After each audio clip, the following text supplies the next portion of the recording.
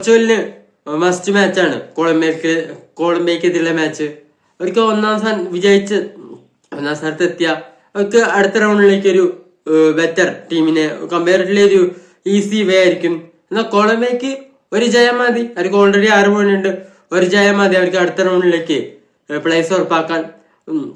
പോർച്ചുഗലിന് ഒരു must win ഗെയിമാണ്. അവർക്ക് വിജയിച്ചാൽ മാത്രമാണ് അവർക്ക് ഒന്നാം സ്ഥാനത്ത് എത്തിയ അവർക്ക് കിട്ടാനുള്ള സാധ്യതയുള്ള ടീം ബെൽജിയം കിട്ടും. അതായത് റൗണ്ട് ഓഫ് 32 വിജയിച്ചു കഴിഞ്ഞാൽ അവർക്ക് നേരെ റൗണ്ട് ഓഫ് 16 ബെൽജിയം, പിന്നെ ക്വാർട്ടർ ഫൈനലിൽ അർജന്റീന. എങ്ങനെയായിരിക്കും അവരുടെ ഒപ്പോണൻസ്? ഇത്രയും ബെറ്റർ ഒപ്പോണൻസ് ആണ് ക്വാർട്ടർ ഫൈനലില് അർജന്റീന, പിന്നെ ഇത്തിരി ഒരു കൂടിയാണ് ബെൽജിയം. അത് പക്ഷെ എന്നാലും ഒരു ഈസി പാത്താണ് ഒന്നാം സ്ഥാനത്ത് ഫിനിഷ് ചെയ്ത. അപ്പൊ രണ്ടാം സ്ഥാനത്ത് ഫിനിഷ് ചെയ്ത അവർക്ക് റൗണ്ട് ഓഫ് 32 ഒന്നെങ്കിൽ ഇംഗ്ലണ്ട്, ക്രൊയേഷ്യ, ഖാന, ഇതിൽ ഏതെങ്കിലും ഒരു ടീമിനെ കിട്ടും. അത് കഴിഞ്ഞാൽ അവർക്ക് റൗണ്ട് ഓഫ് 16 കിട്ടാൻ സാധ്യതയുള്ള ടീം സ്പെയിന്, പിന്നെ ക്വാർട്ടർ ഫൈനലിൽ അവർക്ക് സാധ്യത ഉള്ളത് ഫ്രാൻസ്. ഒരു രണ്ടാം സ്ഥാനത്ത് ഫിനിഷ് ചെയ്ത ഒരു ടഫ് ടീംസ് ആയിരുന്നു, ഒരു ടഫ് വേ ആയിരിക്കും അവരെ സംബന്ധിച്ചോളം.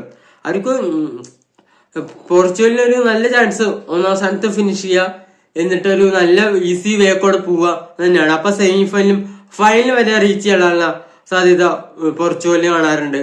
ഇപ്പൊ ഉസ്ബെക്കിസ്ഥാനെതിരെ കളിച്ച അതേ പെർഫോമൻസും ഇത്തിരി നന്നുള്ള പെർഫോമൻസ് ഇവിടെ വേണം. കൊളംബിയ ഇത്തിരി ഫിസിക്കലായിട്ട് കളിക്കുന്ന ടീമാണ്. ഇപ്പൊ നിങ്ങൾ പറയൂ, പോർച്ചുഗല് ഒന്നാം സ്ഥാനത്ത് ഫിനിഷ് ചെയ്യും.